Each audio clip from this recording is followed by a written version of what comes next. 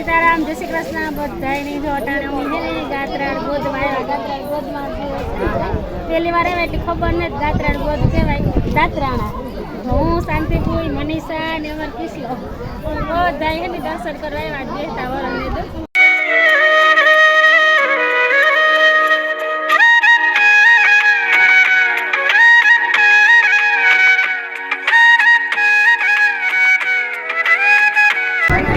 હાલો ગાત્રાળ મને દર્શન કરવા.